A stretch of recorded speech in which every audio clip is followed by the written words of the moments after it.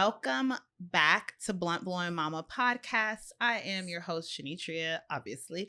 And I am joined today by a super special I'm joined. Wait, what am I saying? I have a super special guest with me today. Y'all, it's been a day, but we're going to get through it. I have a special guest joining me, and I am super excited to chat with her. I've been trying to have her on the podcast for a minute. You know, she's kind of a big deal. She has an amazing story, an amazing brand. She's a true advocate. When we're talking about people getting wrapped up in the system because of cannabis and going to jail over weed, like she knows about that, and we're going to dive into that. And I'm so excited to have her on. So we're going to talk about her business, and we're going to talk about mommyhood, and we're going to talk about weed, and we're going to talk about a lot of shit. So get ready for this episode. I'm super excited, Evelyn, to finally have you on. Go ahead and introduce yourself. Let the folks know who you are. I'm so excited to talk about a lot of shit today. Yeah, a lot of shit. I'm Evelyn LaChapelle, founder and CEO of 87, doing business as the Weed Lady. Okay. And yeah, it's a high essentials brand, just making my way, making a lane for women who look like me, who've had the shared experiences like me, and with one mission, and that is to campaign that weed is not a crime.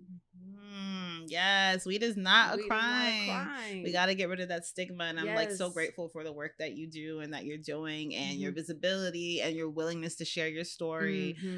For people who are not familiar with your story, do you want to like give them a little background on like the significance of the 87?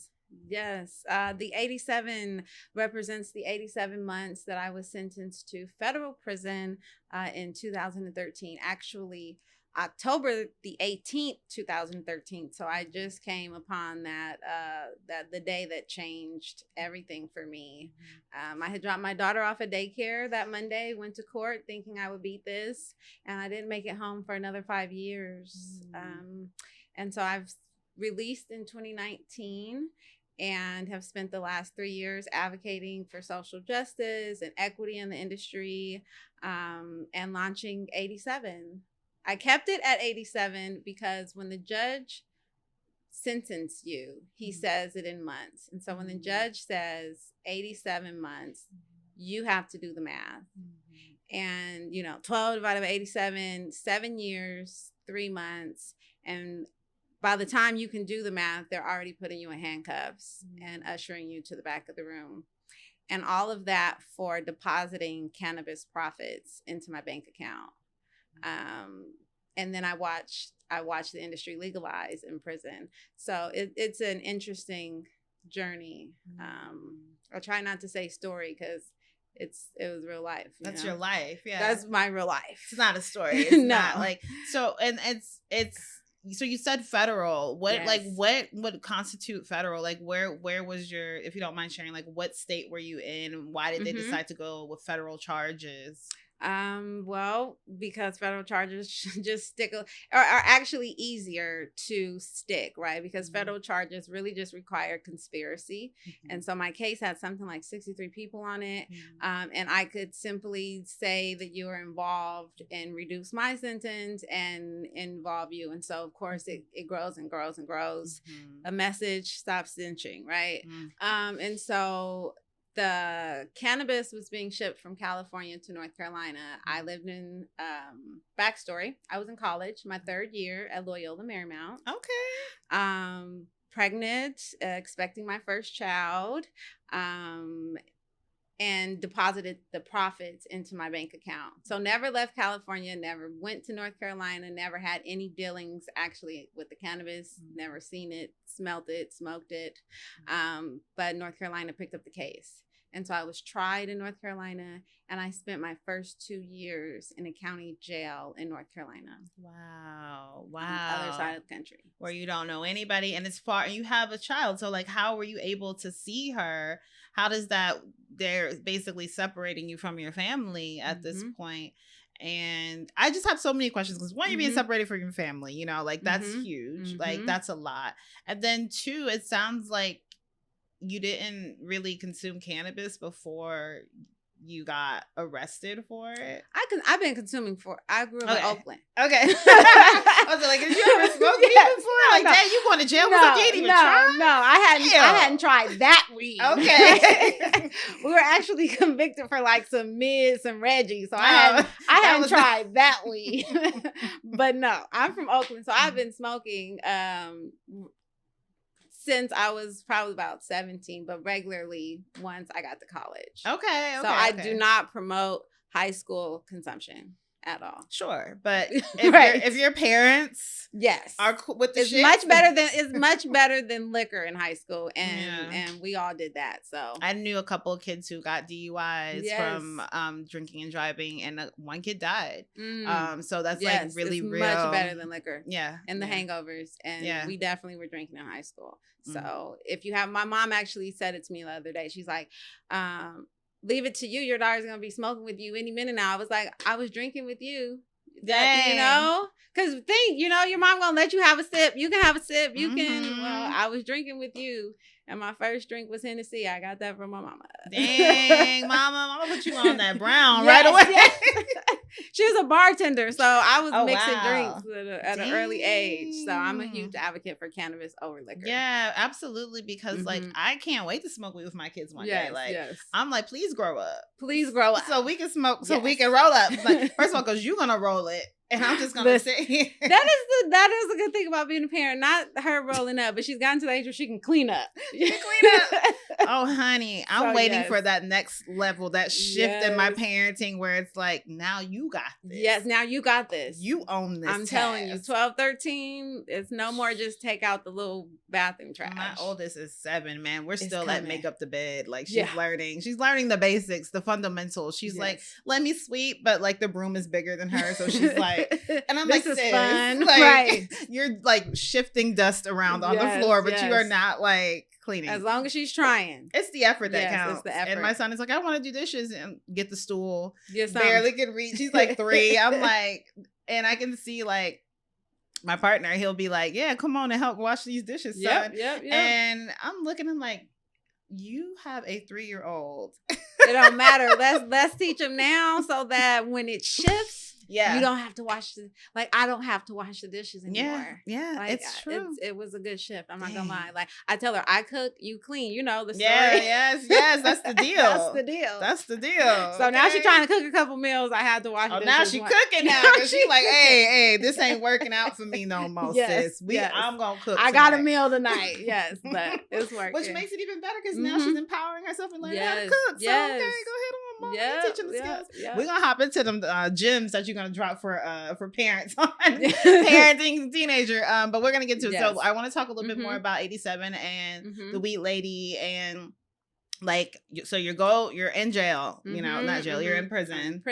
Yeah, there's a difference. Yeah, I mean, not conflate the two. But 2 years in jail, and most people don't spend that much time. Yeah, why were you in jail for so long? They were waiting. It took them that long to sentence me. It took them 23 months to sentence me. So from October the 18th of 2013, they sentenced me in like May of 2015, and they finally transferred me to a federal prison 3 months later, which was like August 2015. July 2015. Wow.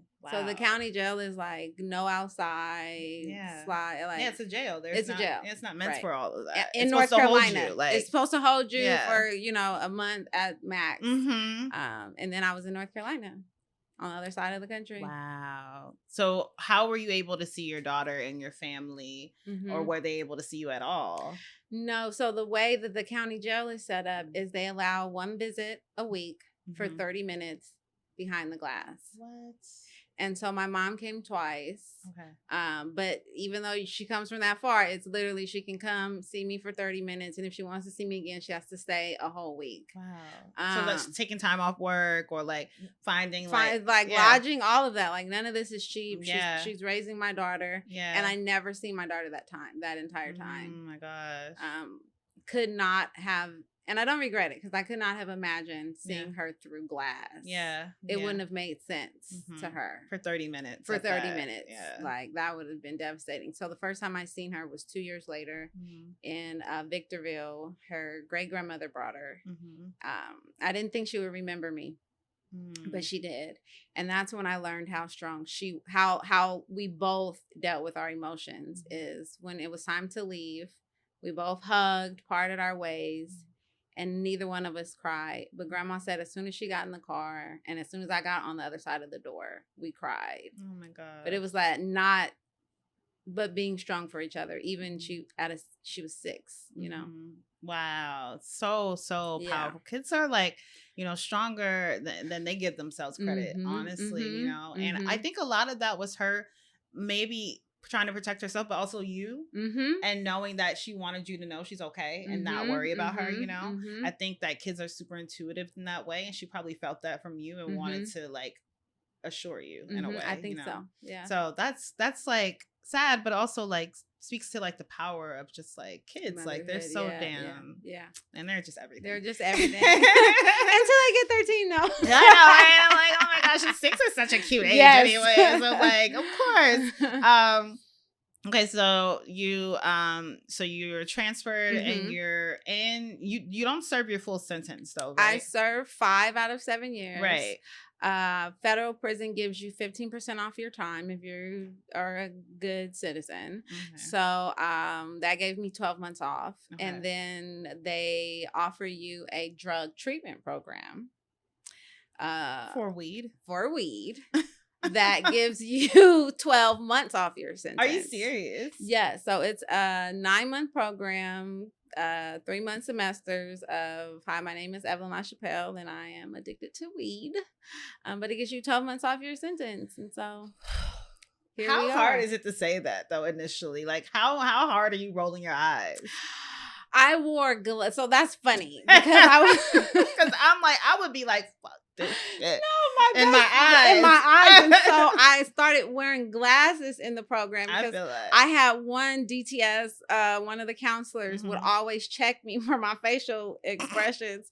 And so I've got like my jail best friend and I would put my glasses on and I'd say, am I invisible now? So it's a thing. We still call each other to this day. And I'd be like, I'm invisible because they pissing me off. Like for real, it's a real thing. Because like, why do I have to say that? Like, why are you making me do this over weed?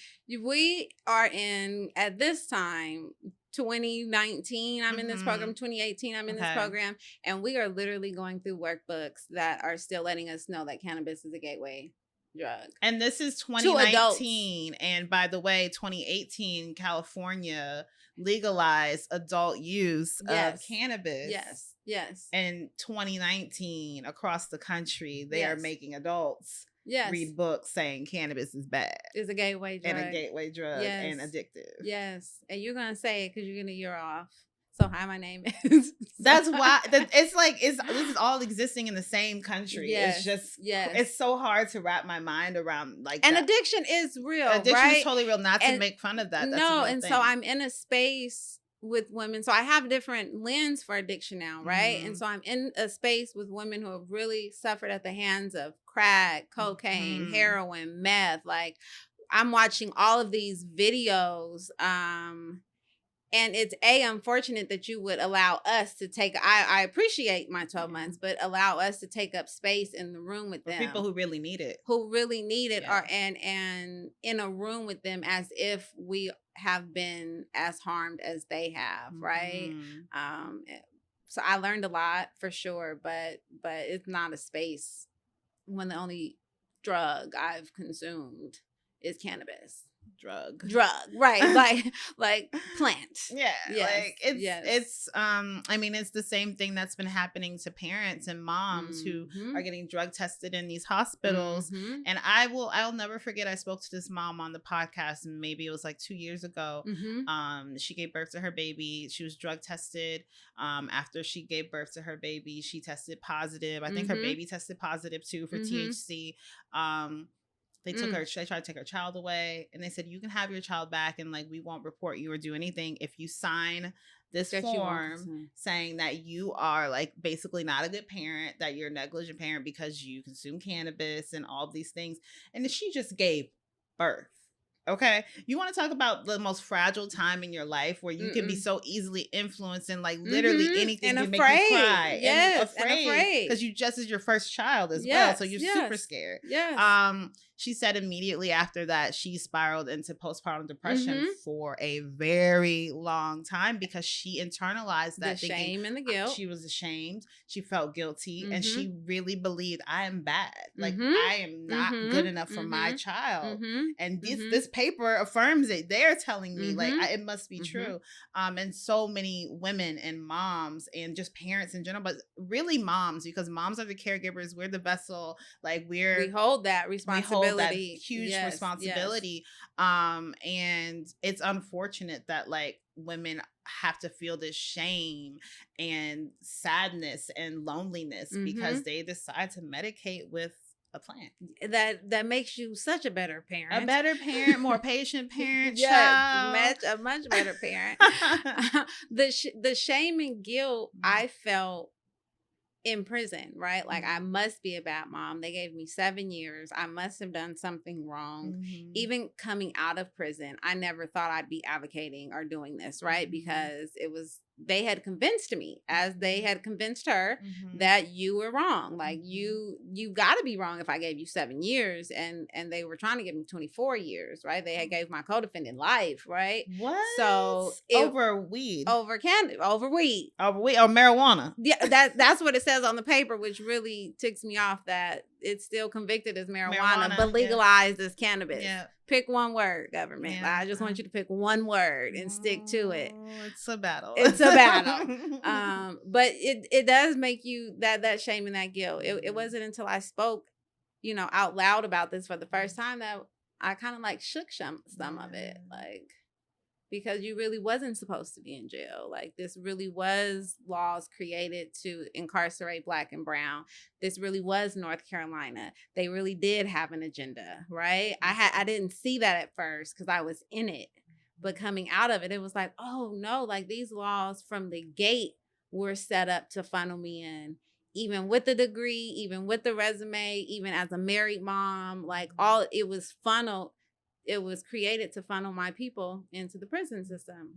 And so then the shame and the guilt dropped, and like the righteous anger. Rage. There's like a famous quote, I think by James Baldwin, was like, to be conscious like Black person in America is to be in a constant state of rage. Oh goodness.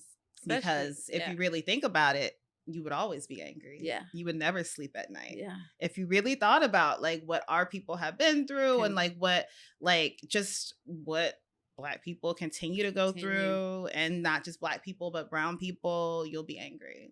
I choose, wash over me and like keep it like, cause rest and resilience and resistance are like the best ways to fight these kinds of things. And being yourself and being successful and being smart and raising your family and staying with your child and taking care of your child and showing up, like that's resistance. Like breaking generational curses, creating generational wealth. Yes. Thriving, showing joy, showing that you can be in love and you can be happy, being in love. All acts of resistance. Love is the most powerful tool. And the thing that I love about cannabis, about weed, marijuana, pot, whatever you want to call it, is that the people who consume it and who understand it love it. And it brings everybody together. You can go to a party, a cannabis party or an event or whatever. You go to a party, it's a regular party, and everybody's going to go up to the room or whatever, and they're smoking weed. And in this room, it's people that should never hang out with each other. Right. And we're all there because we like weed. We love it. We love it. It's not even a like. Smelling good over here. Right. So like, and it'll be people that like a teacher, a nurse, maybe a nurse on the low. It's some nurses. A principal, like a mom, an executive at a corporate company, like all these people smoking weed together. I've seen it happen. I'm like, how How are we doing this? Right. And that is like, I think what's so terrifying is the unification of people over something, over a cause. Like Woodstock. They hated it.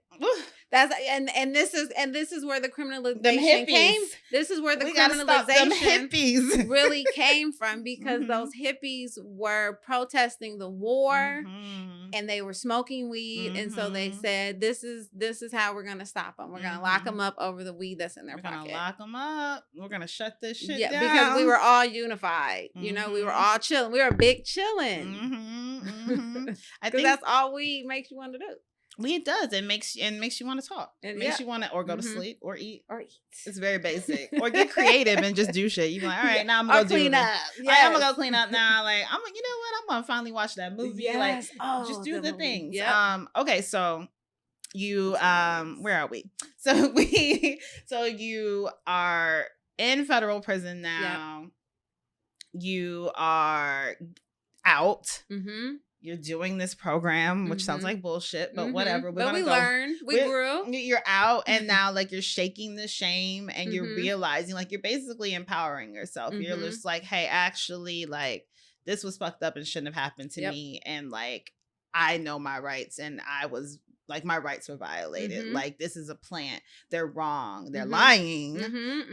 So, and you're angry, but you're also feeling righteous and ready to, like, you know, like, this is what I have to do. And so then you start 87. And how does that, like, what is that process like? And it grew from two things. I came home and went and got a job at the Omni in San Francisco. Okay. I've always been like huge Omni. If you watched Oprah growing up, it ended with, and the special guest will be staying at the Omni Chicago, right? So when I come home, I get a job doing what I was doing before I went down, sales and catering coordinator for the hotel. So I'm super excited on the job. 2 months. Someone Googles my name, takes it to HR. She calls me in her office and asks me to pack my belongings and leave the building. Even though I had been hired. I had done everything. I had passed all their background checks. By the time she called me in her office, she had already ran an additional 3 background checks from the article. So the article included that I was housed in North Carolina, Arizona, and Victorville. She ran background checks in all of those cities, and they all came back clear. Because it's a federal charge. So unless you run a federal background check, I see, you're not going to catch this. I had also on the recording mentioned my felony, because it asks you, do you have a felony? You know, on their survey after they've hired you. Yes, I have a felony. Yes. So all of that is stated. Nonetheless, she asked me to pack my things and leave the building. And that's when it switched for me. That's when it was like, oh, they're really not gonna fuck with me. Like, you really made it through prison. I lost my stepmom while I was in prison. Y'all took 5 years away from me with my daughter. I've paid my debt. My attorney got me for $40,000. You know what I'm saying? And y'all really still not gonna fuck with me? So then it was like, okay, well, what you gonna do for yourself? Because so luckily I was invited into the space through Last Prisoner Project, and then later Vertosa, Rosemary Jane. So those invitations into the space allowed me to see what the regulated industry was doing.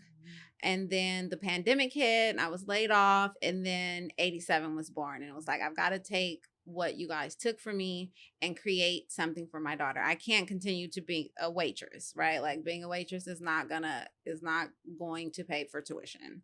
And so 87 was born. And then the void that I saw in the market was that there's no representation for a Black woman. Definitely no space for the formerly incarcerated, you know. Which is bizarre, but you guys, you would be maybe you won't be surprised if you're like, who owns and who's making the most money and, like, really profiting the most in the cannabis industry? You would think that it would go back to the people who are most impacted and harmed by this so-called war on drugs. But no. And that's the colonizer is also colonizing cannabis. It's so yes, because that is so upsetting. Like, when you think about that, like, and I'm getting to the upset part right now, because I've been funding this and I've been spending my own money and I'm in my pockets, and there's haters, and I'm like, you guys are hating, and all I'm trying to do is sell hoodies. You guys are out here selling big pounds, making big money, spending big dough, and would assume that I'm your competition selling hoodies, that I can't get a hand up. But, you know, honey, the white boys walk in the room and they get $1 million investments, $2 million investments. Squander the money. Business crash. Listen. Listen. And I truly believe, because I've seen it in cookies, right? The brands that will truly succeed will be the brands who recognize and accept what weed has been to our community and our culture. There has to be a give back portion. There has to be a charitable portion. There has to be an acknowledgement, and there needs to be diversity within the company, and there needs to be inclusion in communities. Like, you need to be hiring people from the community if you have a dispensary. Like, you need to be like doing all these different things to empower the people who are most impacted. Like, but for some people, they don't see that. They just see like, I'm about to go make some money. That's it. I'm about to go make some money. And my experience has been unfortunate, because it's so sad, because my experience in some of these organizations is that they don't even see the value in our community. Mm-hmm. It's literally rebranding of cannabis marketed to the stoner and the holistic consumer. Mm-hmm. None of us who have been smoking weed since it came in a dime bag, none of us who had a weed man on speed dial, you had a sandwich baggie with the weed in it, and you gotta smoke it quick because it's gonna dry up. It's gonna dry in up. The little baggie stuff. Little baggie. You know what I'm saying? Getting the deal, 3 for $15. Get out of here.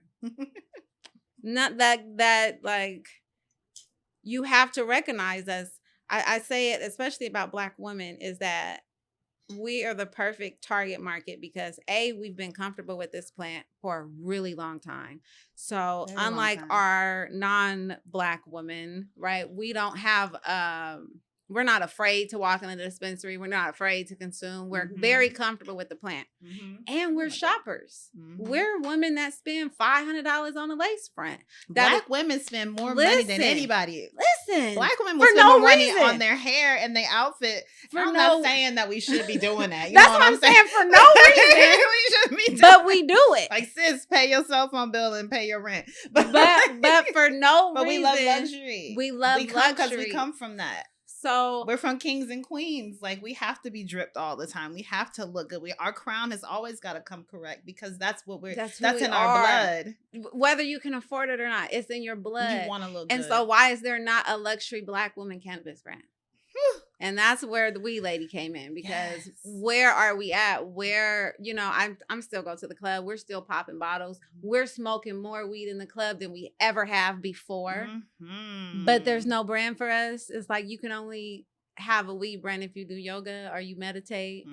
So I think that was me filling the void of the two things. There's no space for the formerly incarcerated, and there's no space for us. You know what I'm saying? That lipstick ain't the cheap one. No, you know, it's Fenty. It's Fenty. That's not the cheap Rihanna one. Ain't cheap. But I'll support my Black girl. Yes, it's not cheap. You know, she got to pay for that baby. Right? but they're marketing to the chicks that go by the Wet and Wild. Get out of here. Yeah. You know what's crazy is I was just thinking the other day about, like, even as something as simple as a Rihanna coming in the lingerie industry and the cosmetics industry and making shades that should have existed a long time ago for people like us who've been wanting this, who've been mixing it up in the kitchen and finding this and doing that and never getting your right match. I used to have to buy, like, because while my shade is not like, it was never like hard to find, I was never an exact match. It was always too light or just a touch too dark. Now I have to mix two. You got some red in you. I got some red undertones. So I had to mix two foundations to make my color with Rihanna's shit. Girl, I get one. That's why I got to switch. That's why I don't have on makeup today, because the foundation is a little off now that it's winter time. That happens as well. I usually got one for winter, one for summer. I brought the summer with me. I was like, oh, you're not that tan. I want to look crazy. I got to go all down my neck and blend it in. Exactly. I was like, no. I've definitely been there. Okay, so tell me about like the Weed Lady. Like, what are you doing? Like, what are you? I know you brought me the bath salts, which look really amazing. I can't wait to use that. I've been working out, so I definitely need that to soak in. My legs been kind of that soak. I love that soak. So, I'll tell you about the bath salts first, and then I'll tell you about 87 because I took a bath last night. But buy you some roses. So on Monday, I buy me roses from Safeway. That's our grocery store. $12.99 for a bouquet. Okay. By Sunday, they're ready for the bath. So I run my bath. I put my bath salts. I put a little vinegar because you know what they say. You're supposed to put a little vinegar in your tub. My bath salts, and then I cover it in rose petals. Wow. And it is the best bath. You better treat yourself. It's your self-care for yourself.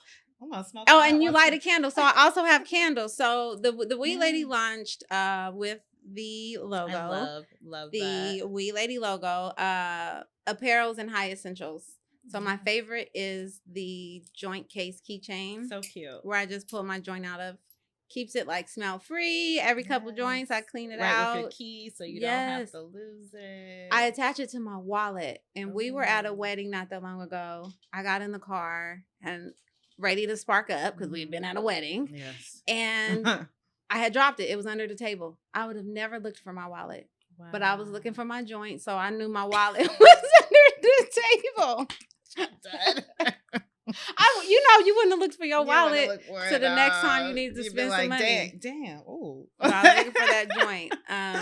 That's hilarious. So I launched with the sweatsuit, the streetwear, the sweatsuit. I also have an 87 logo for the men and for the people who just really want to rep that weed is not a crime. And 87 months for cannabis is ridiculous. It's absurd. And then there's a candle set, a sativa and indica, 2 different scents that I love. Nice. The 3 bath salts, rose gold keychain, the rose gold grinder, and there's one more thing, the bag.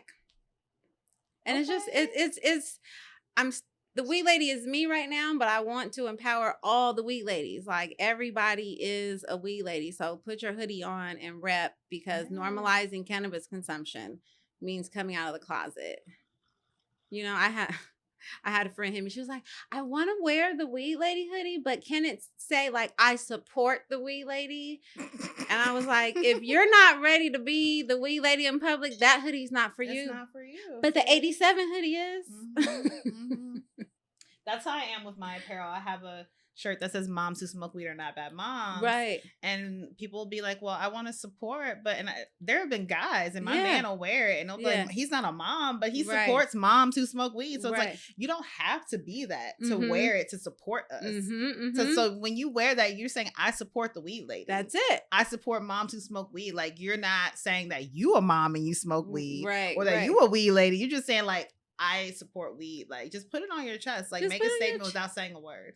That's the point. And if you're not ready to make that statement, then we all have more work to do. And then the hoodie's not for you. The hoodie's not for you, sis. Like, it's not. Keep it pushing, Karen. Just go get the 87, you know? Or go get the 87. Or go get the 87. Or go get the 87. Yes. Go get the other one. Yes.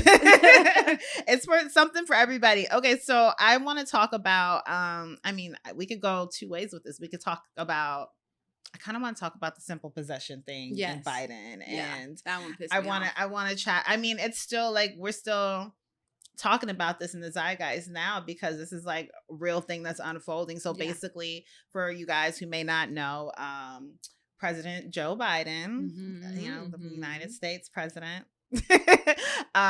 he recently made, and by the way, midterms are coming up, so how convenient. But anyways, he recently made an announcement that he will pardon all folks who have been federally convicted of simple possession of marijuana, right? And he also encouraged the Attorney General and the head of the Health and Human Services Department to look into the scheduling, review the scheduling of marijuana because it's currently a Schedule 1 drug. And that was big. So I did, that was big. That's interesting. I raised my eyebrows at that one. That was what got me most excited. But then he also said, and I also encourage governors in all the states to do the same, to pardon anyone who has been convicted of simple marijuana possession as well. because he is the president and he has no power over states, right? He can't go in to Georgia and be like, y'all got to let all these people out who've been convicted of, like, he can't do that. And there's already been some states that was like, no, sir. Yeah, and there was some states that were like, that's cute for you.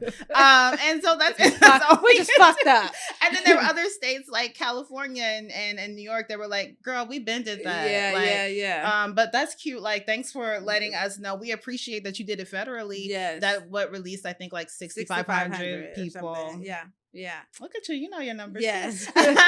Released 6,500 really people. And I'm like, that's nothing, because there's some states that have way more than that, just one state. So it's kind of despicable because it's a play, like it's a ploy that he's doing for votes. He's pandering. People have been asking him about, what are you going to do about marijuana? You know, this whole time that he's been in office, he campaigned on this shit, you know, lies. So now we get the truth. He gets in office. If you guys did not remember, as soon as he got in office in 20, when did he get in office? 2020? No, I can't remember. 2021. 2 years ago. Yeah. Anyways, where we at? His We're first 23. So many. We're high. Where's we don't know. Anyways, within the first few weeks of him assuming office as the president of the United States, he had his staffers drug tested for weed. People, right? Okay, so that lets you know that he was lying. Like, that for me told me everything I needed to know, and I knew that whatever else came next would be bullshit. Now I am curious to see what will happen with the reviewing of the scheduling of it, because I think that'll be interesting. That's never happened before. That's unprecedented, and that's what needs to happen. Will they deschedule? Will they reschedule? I don't know, but it's interesting. However, the pardons, bullshit. I'm calling bullshit. Please. I'm calling bullshit. Go ahead.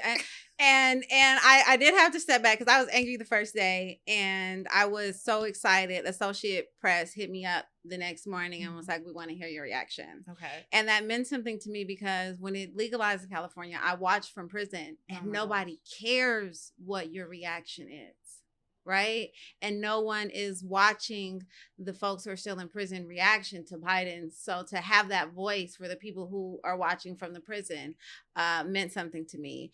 And it was bullshit. It's no one is in prison, not on the federal level, for simple possession. At the very least, you have intent to sell, intent to distribute, or conspiracy to do so, except for the residents of Washington, D.C. And so because DC is not a state, those simple possession, those street tickets go to federal prison. So kudos to the residents of Washington, DC. They'll have some relief. But for the people like Parker Coleman, that's still serving 60 years in prison for this plant, for conspiracy, intent to sell, not simple possession, to watch that from the prison, to see everyone on the news celebrate and act as though this fixes the problem, it makes their voices that much smaller.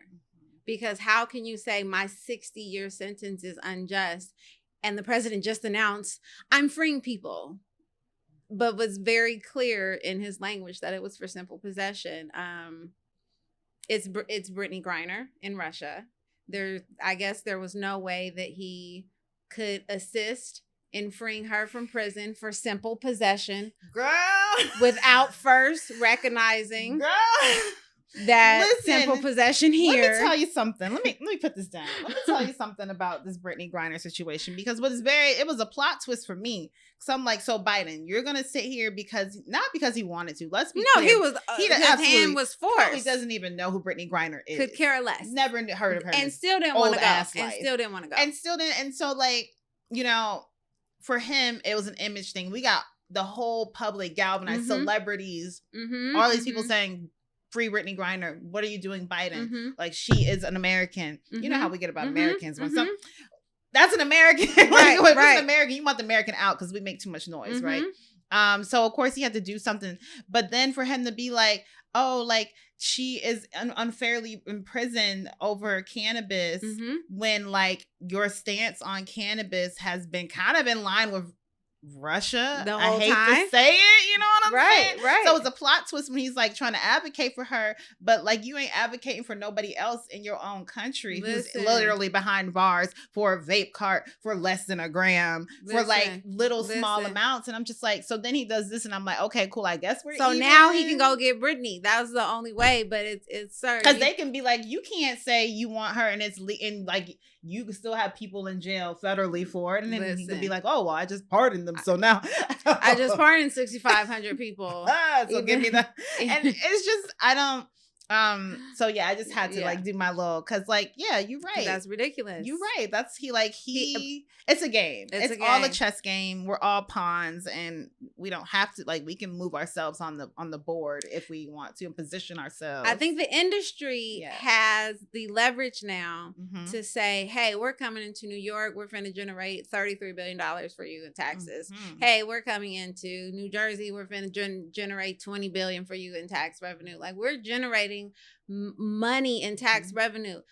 I'm not opening no dispensaries. Nobody's opening no dispensaries until you free the people. Nobody's making no more money. Like, the cannabis industry has the leverage to do that, except for the people in charge don't give two shits about the people in prison. And that is what frustrates me. When these states legalize, they're not legalizing it because like, oh man, we really messed up. We should really let these people out of jail and legalize it. And then you guys can make a business, but we really we messed up. No, they're like, how much money can we make? How much money did California make? Look at Oregon. Look at da-da-da. And then they're going to be like, how much could we make? And then this is the best part. And then they're going to say, oh, but we do have to look out for them. So here's 30 social equity licenses that they really can't afford anyway. So let's get them the license because they live here. Because we still want money. We make under, they fit this parameter. And then we come and we own 60% of their business, buy them out, and they still have no control in the industry. And that's why the industry is moving like that. Because there's no concern. When you allow people like myself in the space and to have a seat at the table and to create our own table, then the consciousness of the industry shifts. Yes, absolutely. You're so right. I think it's just really important that people be mindful when you're asking for legalization in your state, that you know what you're voting for. Because like, I think, was it in California? Yeah, here in LA for a long time, a portion of the taxes from cannabis actually was funding the LAPD. Yeah. Not lock you up and then take your taxes. That's what I'm saying. Like we have leverage with them taxes if we use them correctly. Like they should be going back into community, fixing your roads, making sidewalks, righting the wrongs of the war on cannabis. Righting those wrongs. Job Fix readiness. That traffic light, put that stop sign back up in the community. Like re-entry. There's no re-entry. Re-entry is not a government thing. It's private. Re-entry is privately operated. So put some money back into re-entry. Like, you're sending people home with no resources. Not you might be lucky if your halfway house gives you a bus ticket. Wow. But there's no computers, there's no job training, there's just... So if you don't have family and connections, or like a uncle who can give you a job at his repair shop, or a cousin who can loan you their car, drive you around or something like that, or a mom to put money in your bank account and set you up, then you're out here dry. Damn. That's kind of fucked. You're out because you did your time. Don't come. And it's a lot of people who don't have people on the outside waiting for them. Like, imagine I got fired from that job. I still had a daughter to feed. Like, your bills don't stop when you guys fired me. That just meant I had to go waitress and waitress 2 Get jobs. Money another way. And but imagine I really had criminal friends and could go flip something and make something happen. Easy. Because it would be that easy to go back, because you there's no second chance, there's no gateway, there's no map. It was like, come out, you got 2 weeks to find a job, are we gonna violate you and send you back to jail? I don't care what the job is. And we don't have no computers here. We actually want you to just go out and get applications and fill them out. In 2019. Who does that anymore? What are you talking about? Who does that? So yeah, there's that's where the taxes should be going. Wow. Thank you for bringing all that up, because I had no idea. And I'm sure a lot of people don't know. And it's because, why would you know if you've never experienced that? But that doesn't mean that's not a valid concern that people should be championing and trying to figure out. Dropping women off in halfway house that's predominantly men. What? That happens? Yes, ma'am. What? I came home to a halfway house in Oakland. There's only one federal halfway house in Oakland, and there's one in San Francisco. Those are your two options, but they're both co-ed. And so there's 5 women, about 25 men that have been locked up, ain't been around no woman, ain't seen no woman. Like, I found myself in a situation in the halfway house. Like, they're so further. And you have to stay there. Oh, yes, it's there or jail. Like, that is, and they're going to collect off your paycheck. You have to pay them to live there too. So you got 2 weeks to get a job. Then they're going to take 25% of your check. Wow. And what a hustle. Ooh. And so there's no reentry in general, but for women, there's not even a safe space. Right, to come home to and be a mother and have your child and do all of these things. So next on my list is Ladies Loving and Living. It's my nonprofit that I'm working on, and it's gonna be the opposite of this ride or die culture. Like, stop riding and dying. Oh my God, stop, please. Because listen, my motive, my thing has always been, I ain't gonna never fight over no man. Listen, you got the wrong one. That's so funny. What I will never do is fight for a man, lay down my life for a man. I'm not doing none of that for a man. Go get your mama for that, but I'm not the one, baby. And not even for my own son. I love him. I love you. But it's me first. Yes. And that's what I had to learn. And that's what I'm hoping to create with Ladies Loving and Living, because stop riding and dying and invest in yourself. Take your baths and take your baths on Sundays. You know, do what you have to do. Medicate, consume. Yes. And just live your life in love. Yeah. I mean, speaking of living your life, your mom. Yes. You were saying earlier that your daughter is 13. You have a teenager. What is that like? Like, what's it like being a mom who smokes weed with a teenager? Like, does she know? Do you guys talk about it? I said I'm gonna stop complaining about her because I feel like I'm putting bad love in the air, you know. But do a complaint and a compliment, so it'll balance out. So she turned 13 and she turned into a new child on me, like.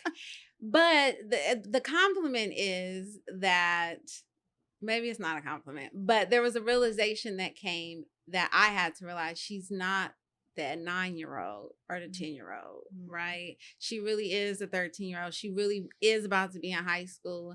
And remember what high school was. Like, realistically, we thought we were grown. Everybody gets to high school and boom, you're grown. You have to remember, you got to put yourself back in her shoes. But my mama knocked me out. So it's like, I'm doing this gentle parenting shit. Look, you don't want to knock her out because you got to remember how that made you feel. Like, I wouldn't have wanted that. I pictured her the other day, though. I'm like, we're going to go old school kid on you, because the world that they live in is a different world. And I think they're being taught lots of liberties and freedom, which is great, right? Like I always say, when she was younger, I wanted her to have options because I wanted her to be able to stand on making a decision. And so it's really what be her own woman. Yes, be her own woman. And it's really what she wanted. And I took that serious when she was taller.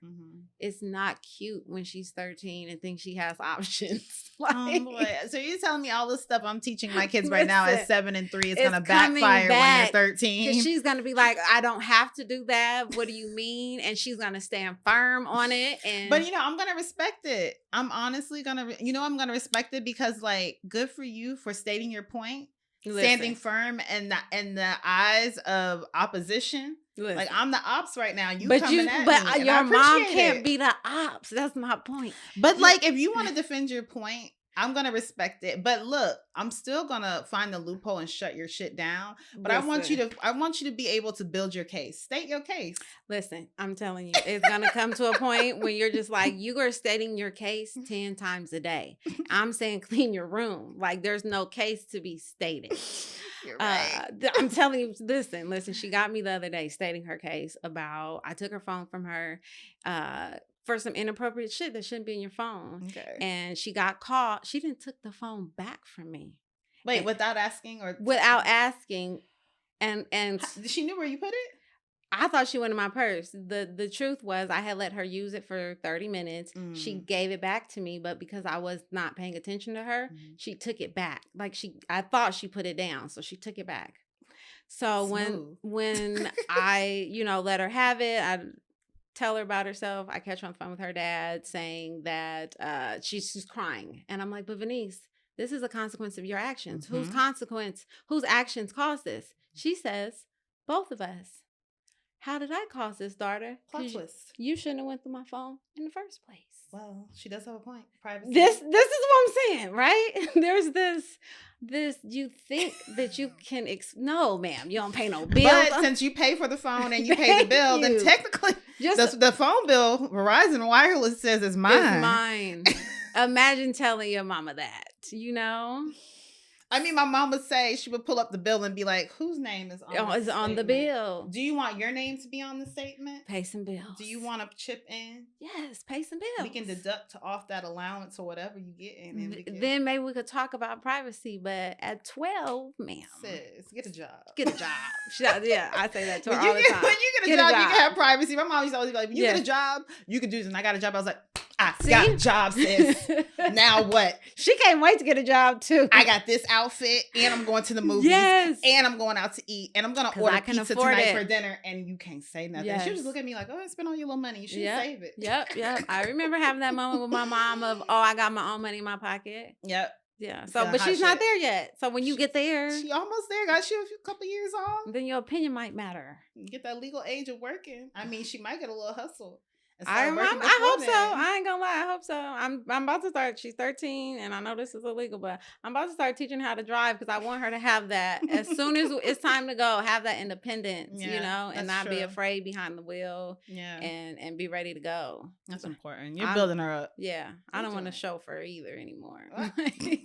Stop. Wow. Yeah. The truth comes out. The truth comes out. Like, school's too far. So you guys, so she knows, like, obviously, that you consume cannabis. Mm-hmm. Has she ever expressed, like what's her feelings towards it? Like, cause some kids will be like, Mom, I hate that you smoke weed. Like, can you do it outside? Can you do, like, I don't like it. And some kids are like, that's good for you. Mm-hmm. Mm-hmm. I'm good on it, but that's good for you. And some kids will be like, that's good for you. And maybe one day. Right.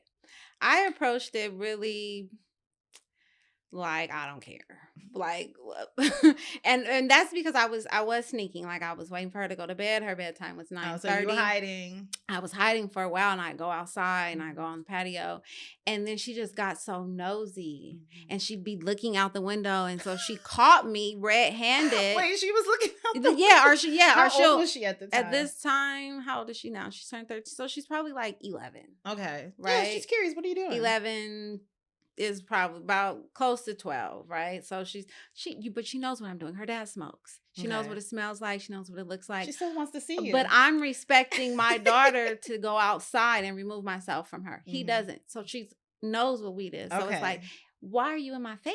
And since you're in my face, now I don't care. Now I close my door, I open my window, and don't come in here right now. Don't come in here right now. Don't come in here. Do not disturb.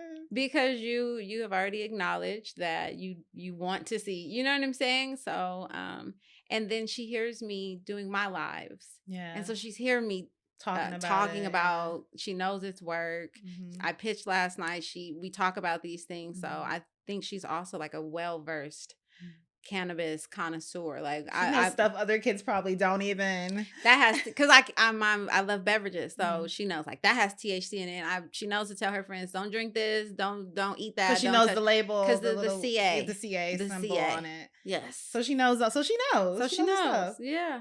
Does she know about terpenes and stuff? We haven't got there. I'm about to say, don't make her bougie. No, I haven't figured out terpenes. I'm not that bougie. There's a lot of them. But I love that, like, she knows, and that she knows, like, this isn't for me. And she understands that. Like, and the same with liquor. It's just not for you. It's not for you. You're not there yet. Yeah. Until you can figure out how to even take this cough syrup without crying. You know, like, I keep telling her, like, there's levels to adulting. Like, if you still have to cry. You might still cry. As an adult, you'd be like, fuck, I don't want to take this shit.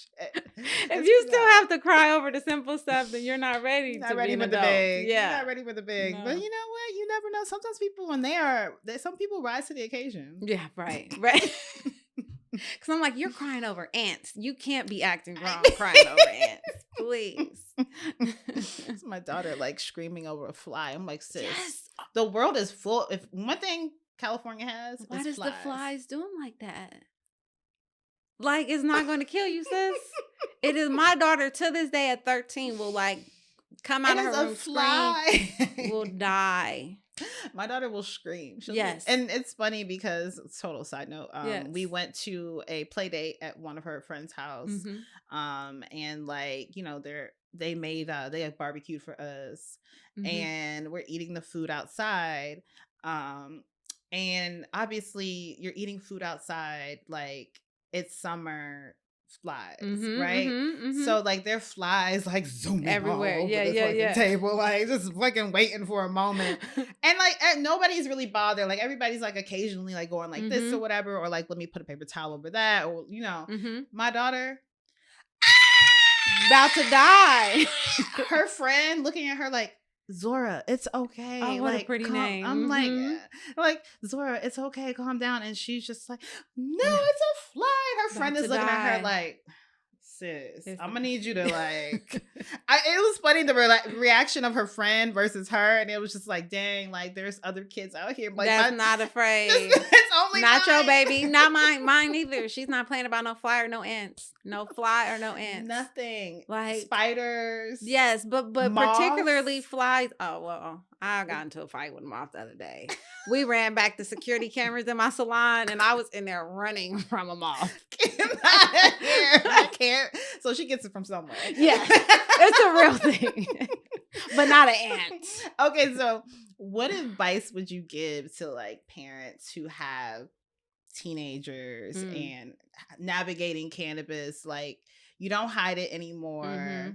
Do you feel like why, like, did you feel like you still had some of that shame and that's why you felt like you wanted to hide it, or was it just like you wanted to close the door and just have that privacy? And no, I think it's shame. I think, and not the strong kind of shame, but the just not wanting to be seen as a smoker, right? Whether it was cigarettes or not. But what brought it to my attention was her dad. He comes in the house and he's got a blunt behind his ear, and I'm like, sir, can you put it away, please? Right? And he's like, yeah, when you put your glass of wine up.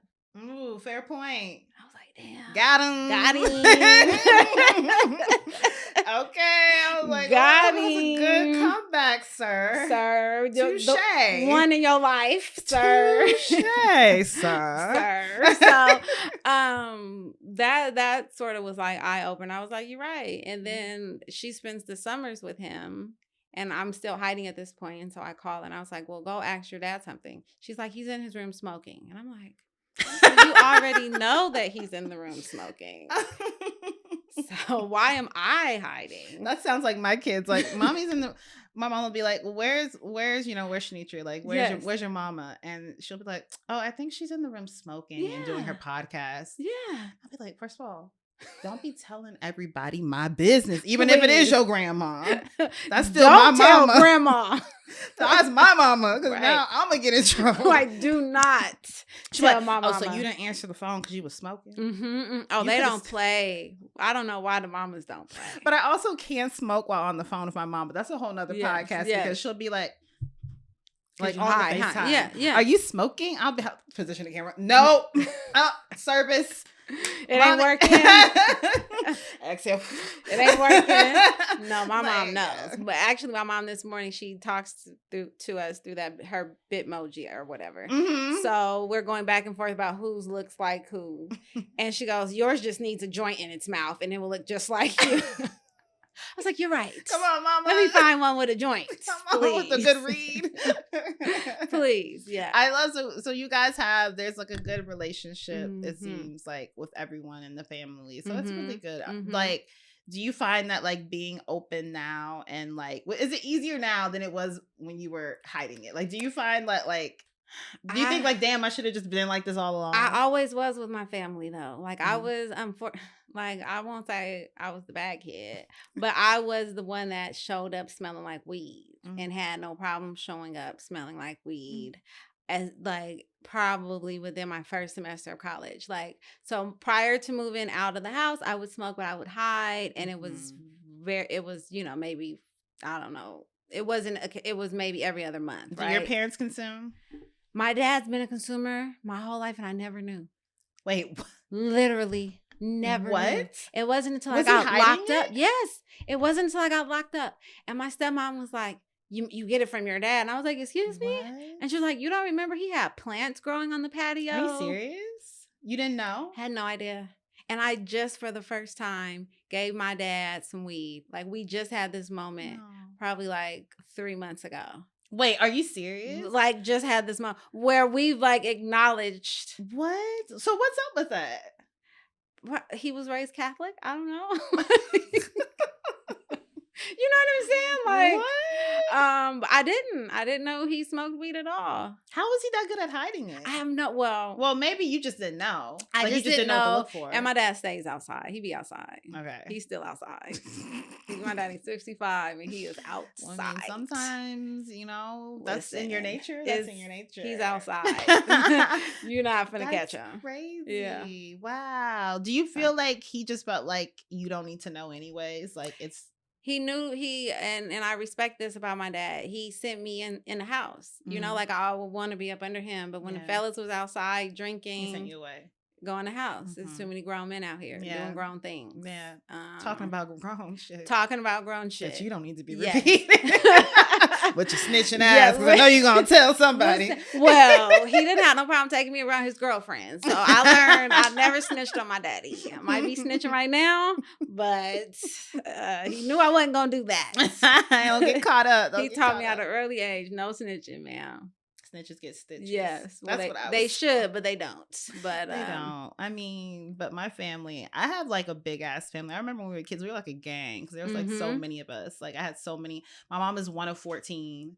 Oh. And yeah, my dad is one of 13 or one of 12. Aunties and uncles come through. I got hella aunts, and they all got kids. So they all have at least 2 kids. Mm-hmm. Some of them, the older ones, have like 6, 7 kids. Cousins come through. And then I got over 100 first cousins. Where are you from? I'm from Mississippi. Okay. But I grew up in Georgia. And then I lived in New York, and now I'm here. Okay. But my family is like, honestly, I don't really need friends. I don't need people because I have so much family. We are scattered now, obviously, but I know something about that. Like when I was in elementary school, I had my cousins. I had like a lot of cousins. Don't play with you, huh? And so I was the youngest, and I'm like, I got a smart little mouth, so I'm a little slick with it. And I used to be, because I knew I could do it, because like my cousins would be like, I would just be like, that was it. That was it. It was her. My sister came up to my school so many times. It's over. It's over. So many. I promise it was in my adulthood that I realized where my problems came from. Yes. Because I ran into someone who I had problems with in high school, and I took those thoughts back, and I remember, Tiana and Tanisha ran up on her because of me, like because they was messing with me, and so, and I was the youngest. My sister's 5 years older.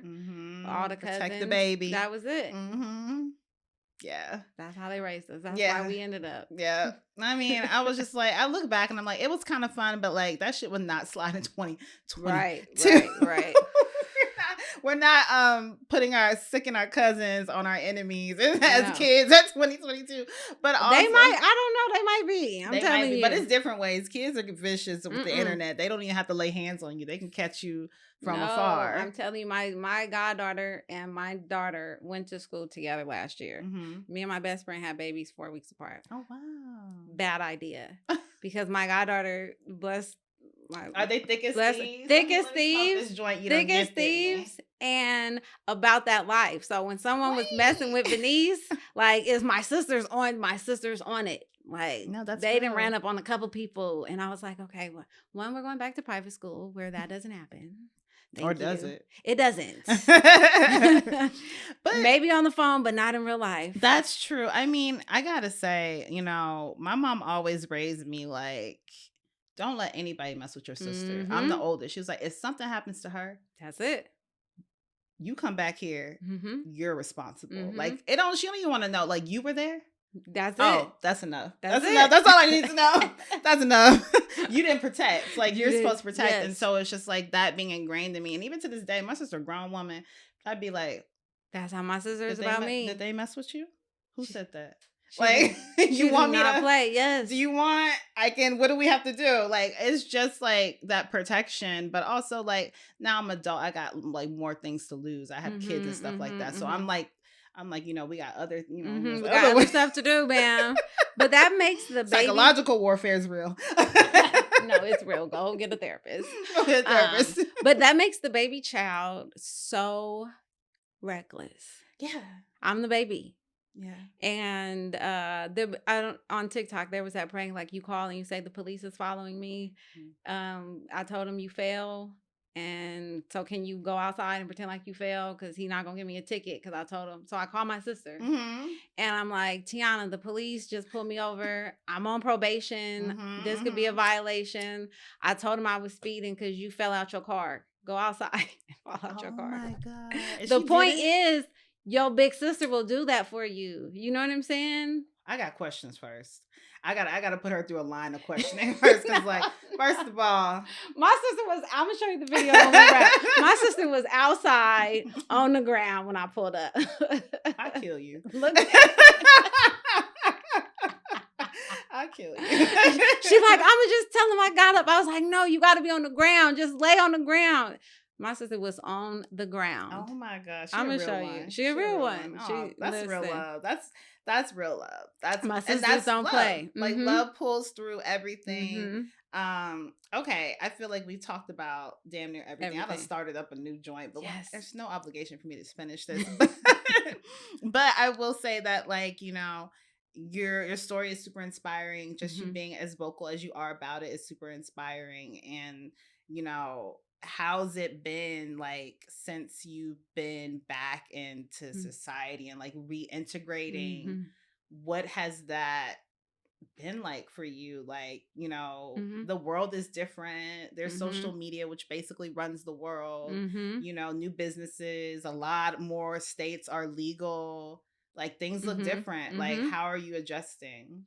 It comes in shifts, right? Like, so every so often I realized, I've adjusted back to this. This part is now a little more normal than when I first came home.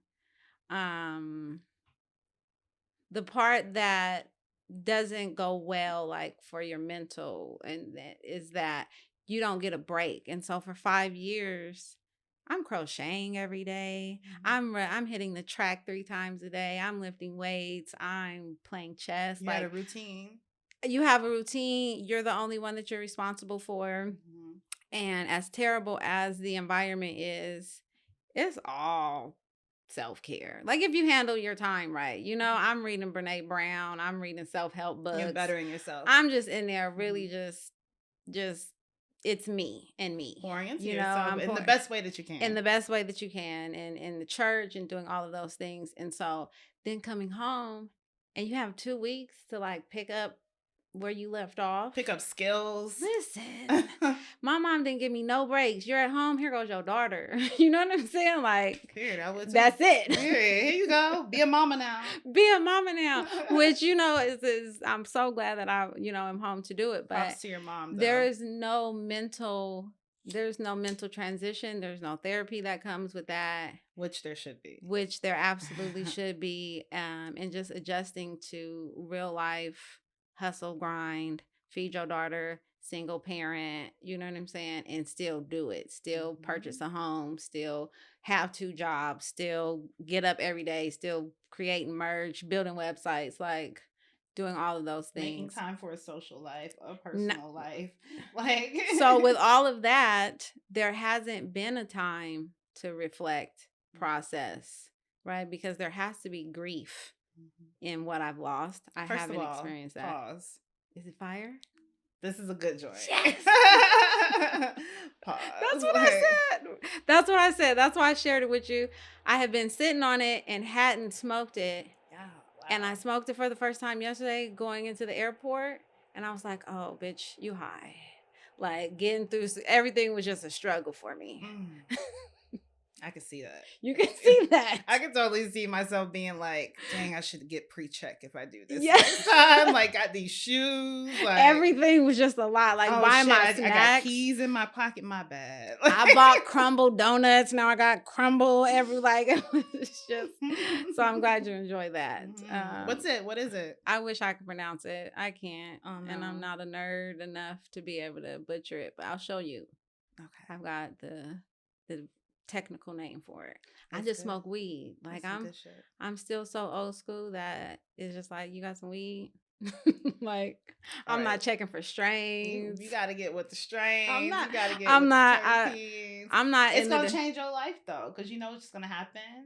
You're going to figure out that, like, you like particular terpenes, and you like certain cannabinoids and certain, like, mixes of things, and you're going to be like, and it's going to be like wine. Like, you're going to know, like, I don't fuck with Merlot, but I really like Pinot Noir. Like, and I really, you know, you're going to train yourself. And you're going to be like, when I have headaches, like, dang, like, this really works. And this one works for when I want to get in the mood and have sex, and this is when I want to be hungry. I'm gonna just smoke this, and like this one's gonna put me to sleep, and it's gonna change your life.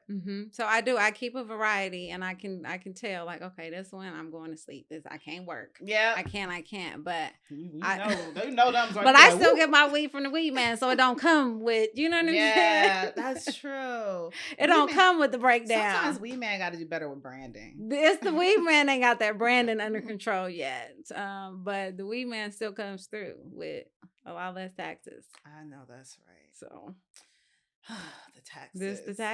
It's the taxes. They kill me. The taxes be the cost of an eighth. For no reason. And let's clear the air. Nobody's making money in this industry selling weed. Nobody's making money. We're all broke. Like, nobody is making any money. And if they flexing like they are, you should just really not believe anything else they ever say, because they're liars. That's why I'm selling hoodies, because nobody's making money selling weed. It's just not out there. Yeah. It's necessary for brand recognition, but once you have paid the distributors, the manufacturers, the growers, and then the dispensary wants to hike the price up to get their piece of the pie, can't nobody get any tax breaks off the money. You got to spend $1,500 a month to bank with cannabis banking. I had to get a high risk bank account just because I sell hoodies that say the wee lady, right? Wow. So nobody's making any money.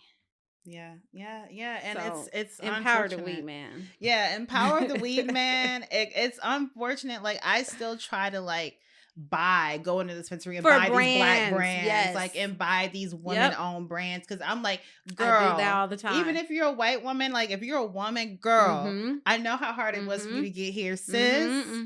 I'm gonna come in and I'm gonna buy it up. That's the only time I do it. Yeah, when it's the brand. And I'm shopping for the brands, I'm supporting the store. If that dispensary is owned by, especially here in LA, there's a few that are owned by black women. Oh yeah, I'm gonna pull up. I'm gonna spend my money in there. Yes, we're gonna spend our money where it matters, or in places that I know are doing right by the community, or that I feel like my money is appreciated. I want to keep your doors open. Like, that's how I should feel, that relationship. Because we are shopping with our dollars. We're voting with our dollars. Yes, it's powerful. And that's when I do it. I go in there, I buy 40 tons all the time. I'm like, is 40 tons in here? Then I'll buy it. Soon the weed lady will be in there, and I'll buy that. But I definitely am only shopping for equity brands. Yes.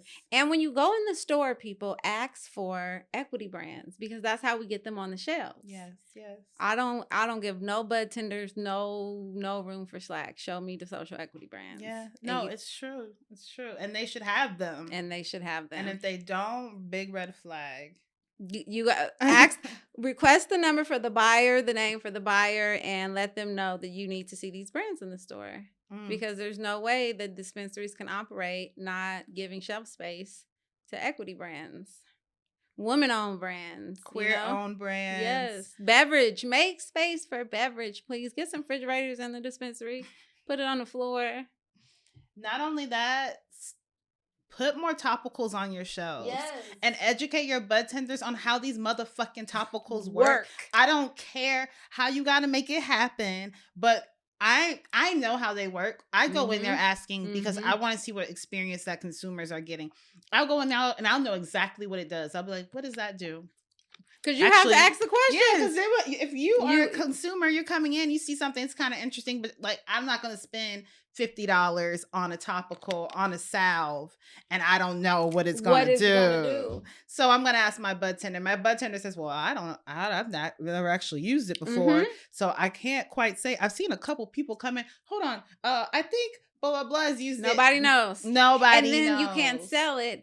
And then that translates to the industry that nobody wants it. Yes. And so then there's no space. And on then the it goes away. And then it goes away. And then the company has failed because they don't see growth. And the only thing that's selling is pre-rolls. Well, that's the only thing you guys are pushing. Put the same amount of money behind those products. Because those products, oops, look at me getting all caught up. Look, those products save lives. Those products are what's going to keep the industry alive. And those products are the ones that our elders are going to be more likely to use. Those are the products that pregnant women are going to use. Those are the products that women are more likely to use. And you want us to buy. Because like you just said earlier, listen, we out here balling. We're balling all the time. We are rapping about Birkin bags. We are the red bottle. Like we are doing it. And you're right. That's why my bath salts, right? Like because we want to be able to consume in all of these different ways. And we want our bodies to feel good. Yes. And we just love the plant. Yes. But make space for it.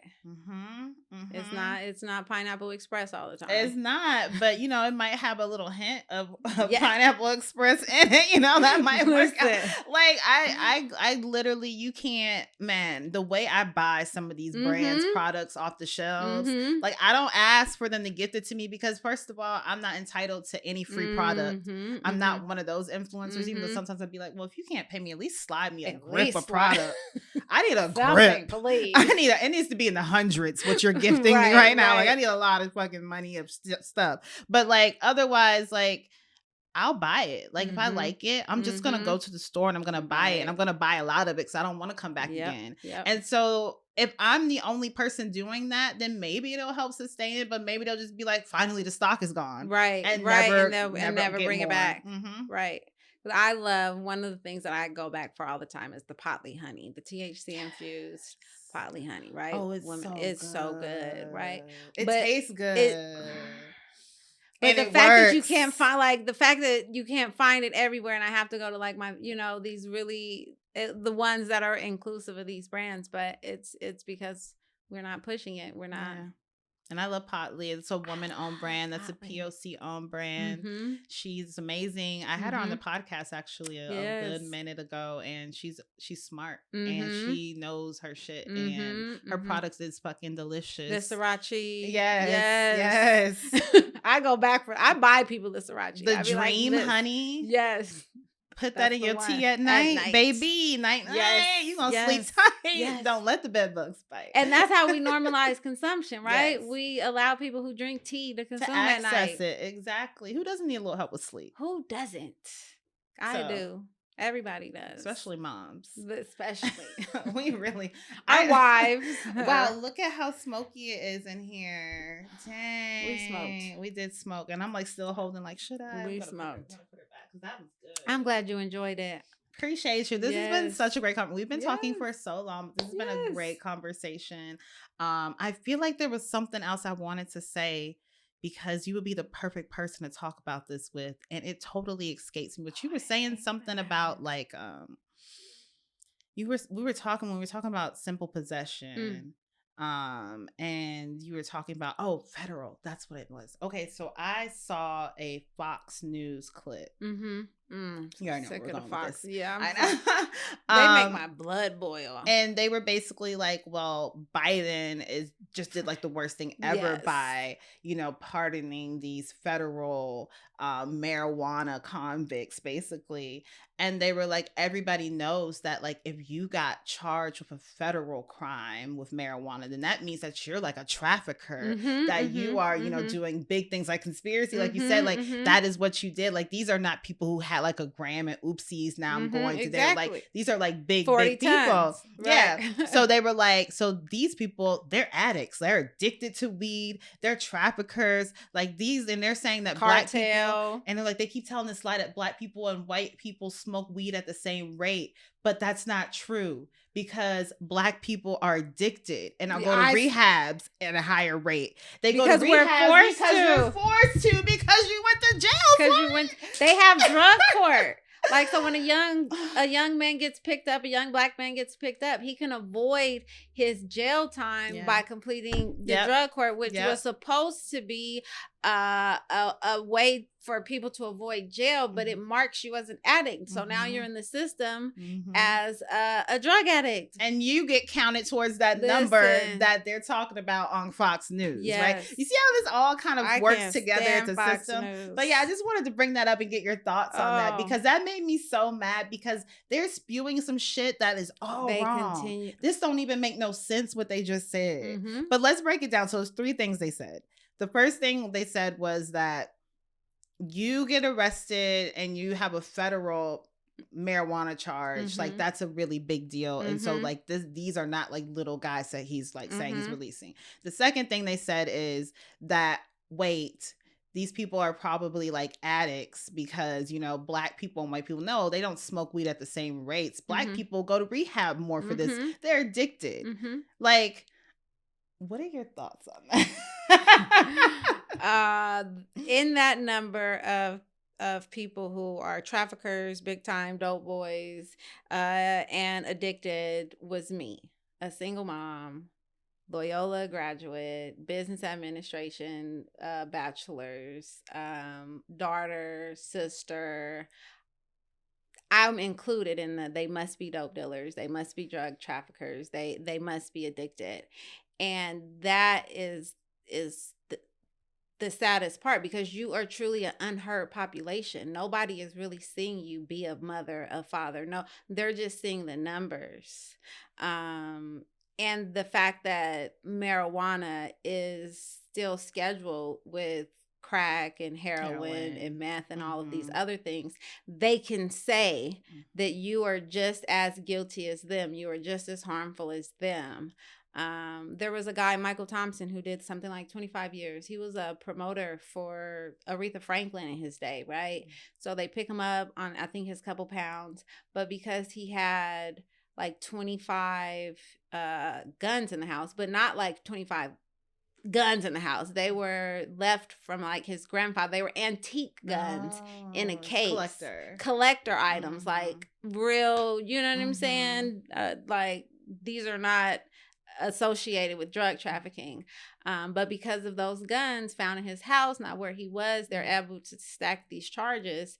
And so it's easy to see someone and say, we need to release only the non-violent, but you don't realize that there could have been one gun in the house, not attached, or in our case, there was a rumor that someone was going to buy a gun that got a gun attached to him. So it's also realizing that a lot of that stuff is stacked. So even when he says we're releasing the people with simple possession and we're pardoning those with simple possession, trust and believe that there's other charges attached to that. So yeah, you can pardon this one charge, but everything else that got stacked on because you searched my car because it smelled like weed, that's not getting dropped. So they might still have time. Oh, they absolutely will still have time. They're just going to drop that one. And so it's this unheard, unseen population. No one gets to speak for the incarcerated. They don't get to speak for themselves. And it's not including the people that look like me. That there was no reason I needed to be in prison for that long for depositing cannabis profits into my bank account that's globally traded right now on the stock market, that was deemed essential during a pandemic. Let's not forget that. Let's not forget that it was, while people were, I'll say it 1,000 times, Parker Coleman is serving a 60-year sentence today. He was 19 when he went in. He's already done 10 years, 55 more to go. While we celebrate weed all day, 420 is a whole thing. While we go to conferences, Benzinga, MJ BizCon, Hall of Flowers. Like, while we're doing all of these things, this young man is sitting in prison watching it, looking at the magazines, and there's nothing he can do except watch it. Like, so I could talk about that all day because it's a crazy reality. It's a reality that nobody wants to smoke their weed and be thinking like, dang, man. But like, that's real. Like, that's the reality. Mm-hmm. Like, in order for you to get this, that had to happen. And it had to happen. It had to happen. Which is what I think white cannabis doesn't understand, is that if that hadn't happened, you guys wouldn't even have the legwork to regulate this industry. Like, these are the legacy folks of this industry, like the original people, the people who created the framework for the business structure, sort of like the people who natives, grew the weed, right? Like, you consider us to be the natives and consider the takeover the same. Mm-hmm. Colonized weed. Wakanda forever. Some good colonized weed is what we're having now. Yes. But I support when I see Black people like, no, like, I'm gonna grow my weed. I'll be like, yes, more of this. Mm-hmm. But it is hard. Like, it costs money, and not everybody has that. Like, especially if we already this. Like, what do you think? Like, we're trying to be legal and legit and be a good citizen and not commit crimes. You know what I'm saying? But you keep on pushing me. Well, I've seen the inside. I will not be pushed that far. I feel that absolutely not. I will not be pushed that far, but it does push me to frustration. Yeah, absolutely. Which is where the self-care comes in, and the bath salts. And the bath salts and the bathtubs. Okay. I'm telling you, buy you some roses on Monday, $12.99. It's the best bath. I'm doing it. I'm doing it. I'm actually due for a bath, and I got these salts. I got a bath bomb. I might be like, just gonna like soak until I get like pruny, and then I almost fell asleep in there last night. I did. I like laid my head down. My fear is that one of my fears is that I fall asleep in bed with a joint and I light myself on fire. So fucking morbid. No, I light my car on fire at least once a month. Oh, and I keep saying I'm not gonna smoke in the car. I can show you so much. I got holes in like hoodies and pants and stuff. I don't know if it's I'm not rolling, but I'll go to ash it and the bud will fall. And I was driving the other day and I was like, but it still had smoke. It fell on a piece of paper, and the paper was. I'm like, no more smoking in the car. Yeah, like, you're done. It's a lot. You definitely get more awareness when you start smoking weed because you're like hyper aware that you are prone to fuck up. Yes. And so like you're just like list. Take my time.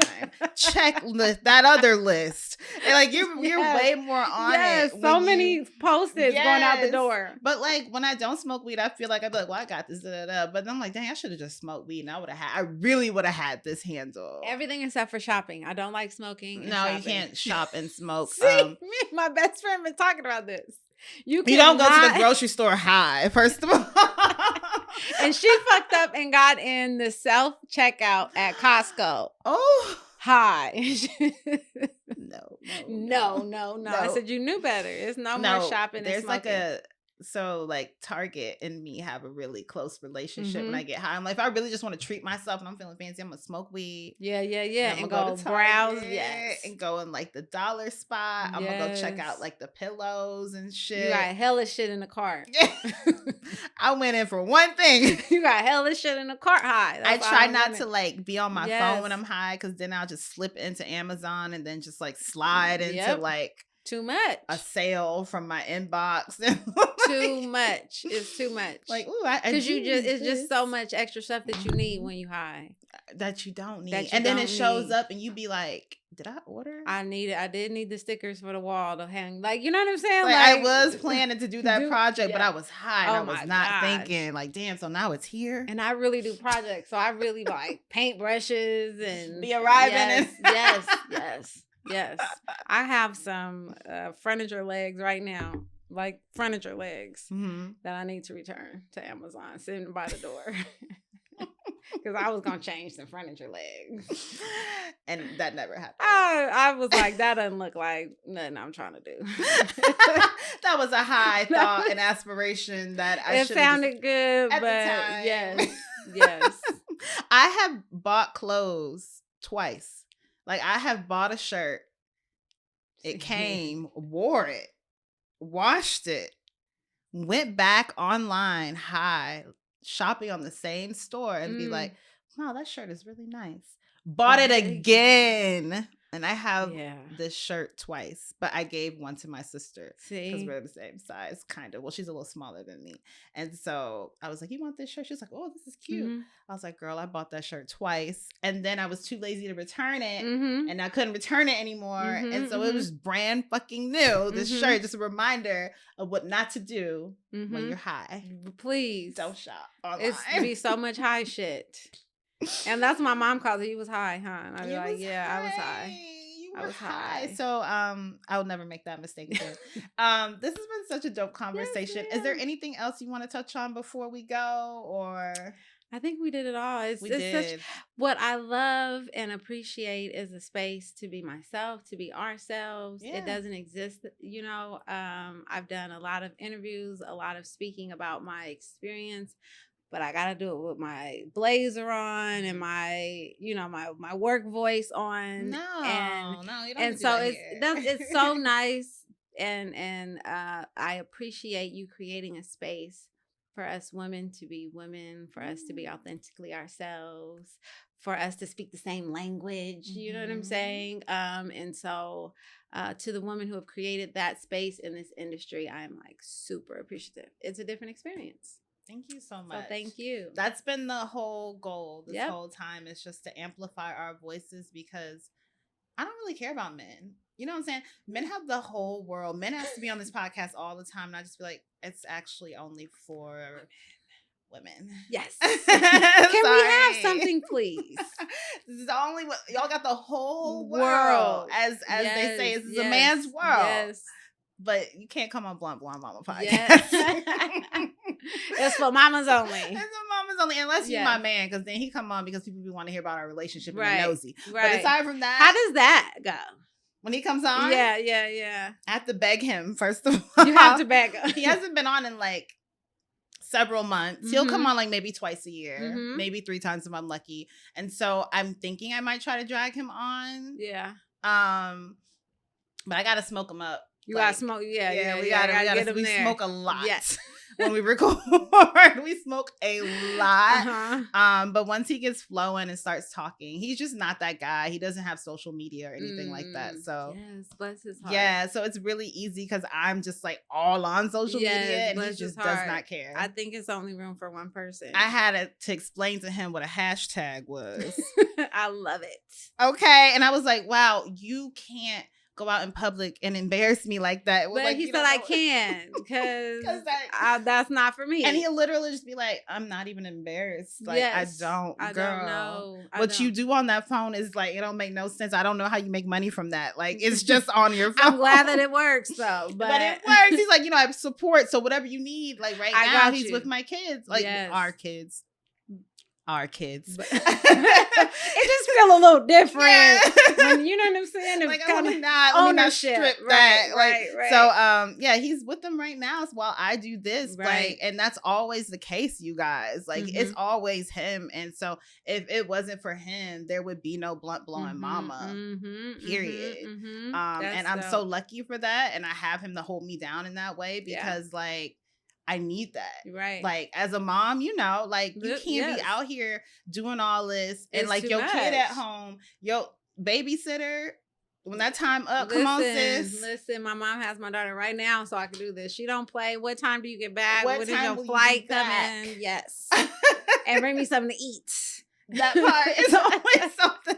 It's always something. The price is something. It might not be money, because moms will never take money. Right. Most but they gonna come do these floors, take my trash out, and bring me something to eat. Now show me how to do this lift. Oh, yes. How do you do this Instagram? Yes. And it's like, so I gotta do a tutorial as payment. Yes. Well, I'm glad that I'm thinking about bringing Corvain on and having those conversations with Corvain. Yes. But I don't know, right? So that's why I asked. Like, how we have to pick a topic beforehand. Okay. Like, he doesn't just come on winging it. No, No. absolutely not. So usually what I'll do is I'll ask my audience, like, what questions do you want us to answer? Mm-hmm. And it'll just be a Q&A episode, Okay. which is easy. Mm-hmm. Or there'll be a topic I had in mind and I'll be like, are you okay with talking about this for an episode? Mm-hmm. And he'll be like, yeah. Like we had an episode about an open relationship. Yes. And I was like, are you okay about talking about this? And he was like, sure. Like I kind of had to twist his arm. And yeah, we've had a lot of episodes. We had a Q&A episode, which is always fun. Q&A is easy because you can get crazy questions from your audience. Right. And then it makes, right. It makes it fun because you don't know, like I've never shared the questions with him until like the moment of, like the moment we record. So it like surprises him and I get honest answers. So I do like doing any surprises like in his responses. I don't know. I don't know. Listen to the episode. Yes. Because I just don't want to get. I don't want to like. Okay, now you we're can cut it out in editing. You what? How did you answer that question? You can cut it. You right, can cut right. it. Cut, moving on. Yes. So that like you take that power in post production. Yeah. But yeah, it is fun because I like to listen back to them. To see like where we were at in that space. So it is kind of like a time capsule of sorts. And when we don't record as much, I think that is usually because like we're going through some shit and like we don't feel like talking to each other on camera. Right. And so then that's really real and like a good, like, it's just, I don't know. So the podcast, I try not to put too much in my relationship on it, but I'll put like just enough because it is important to show Black love. That's why I'm so interested because we don't have that. We don't see it. And most of us have been in a position to like, don't even post your partner. Like we're not posting relationships. But it's because like the protection, because like if you start posting when things go sideways, like you got to take that too. Like you have to take both sides. And then for me, okay, so I'll be honest. So I talk a lot about my relationship on my page. I don't talk about it a lot, but I don't tell everything, but I'll share enough to let people know that like this is not easy. Like relationships are not easy. This is work. This is love. Work. Yeah, this is real work. This is real love. And it's one of the hardest jobs I've ever had in my life next to being a mom. Like it's having my lifelong, we've been together 11 years. Like over a decade. Like, and it's been the hardest job ever to maintain that connection, to maintain communication, to not fall into a slump as roommates or something like that. You know what I'm saying? Like to stay spicy and sexy, to, you know, still have fun and laugh and grow together and grow up together. But it's important to show all of that. Because people don't see it. And I think a lot of people glamorize relationships and they don't realize that it's work. So I'll be like, we went on vacation, but like, and here's the photo, but like right after this photo, we had an argument. Right. I'll keep it a buck, like right, because that's vacation. Because I was trying to get to dinner, and he was playing. He was playing games. I was ready to go. Right. And so I had an attitude. Then he got mad. I had an attitude. Right. Like so, it's different things. Like I wanted to go to this restaurant. He wanted to go here, so we went to his restaurant, and it was bad service. The food was bad. My drink was watered down, and he got mad because I said, "I told you so." And now we in an argument again. Night 2 of the vacation. Because that's the truth. That's how it happens, but like there's still love there, and you can't expect there to not be conflict when two people come together who usually didn't grow up together. Like you don't have the same background, especially if you have like different religious backgrounds or racial backgrounds, then it's really different. So you like all like really trying to make two different people happen. All together. You're like how is this gonna work? Persistent. But like persistence, love so deep, so powerful that like nothing can divide that love. And it has to be 100% equal. Like both people need to be willing to fight for it, like willing to fall on their sword. Almost like my ego is gonna die 1,000% and I'm gonna hate this death, but I need to kill it in order to humble myself for you because I'm wrong. I'm sorry, you know, like true penance. Like you have to be willing to like humble yourself in a relationship. You have to be willing to listen, and you do need to compromise a little bit, and you need to set boundaries. It's the boundaries for It's me. the boundaries. Because I just read The Mastery of Love, because it's also recognizing that you are a human being. I'm with another human being, and we are operating as human beings, right? And this is the life that you choose to live. These are the things that you do for yourself, right? And so also respecting that you are your own human being, and I don't own that. I don't control that. So yeah. But thank you for sharing. I know that's not what you were talking about, but we're figuring Look at you things trying out. to slide in a relationship Listen, conversation. I'm just trying to learn from you, Oh my gosh. I mean, yeah, it's a lot. I'll say this and then we gotta go. Yes. But like I just wanna say that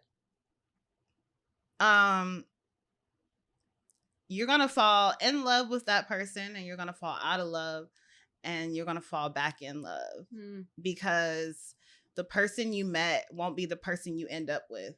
If you really think about it, the person you met won't be the person you end up with, right? So you got to be willing to grow together, truly grow, truly see them at their lowest and be willing to help them up. Be willing to realize that they're going to make mistakes, like the worst kind of mistakes. And you're going to make the worst, the things that is beneath you, that you I would never, and you have to be able to love each other through that and heal through that so that you don't make those mistakes again. You have to be willing to grow and heal together. And you have to be willing to be true to yourself above all else and respect the little girl version of you. And respect the little boy or girl, whatever y'all, whatever you respect that child version of them as well, and hold them close. So it's the child version of them. Come through with the gems. I know you had it. That's why I asked. So thank you. I appreciate you. We can talk more about that on camera. I appreciate you. How can people reach you? What's next? Yeah. So what's next is the Wee Lady pre-roll. Hopefully by Thanksgiving. Hopefully by Black Friday. So that's next. But people can shop already at calltheweelady.com. If you are in the Bay Area, you can also go to calltheweelady.com for delivery.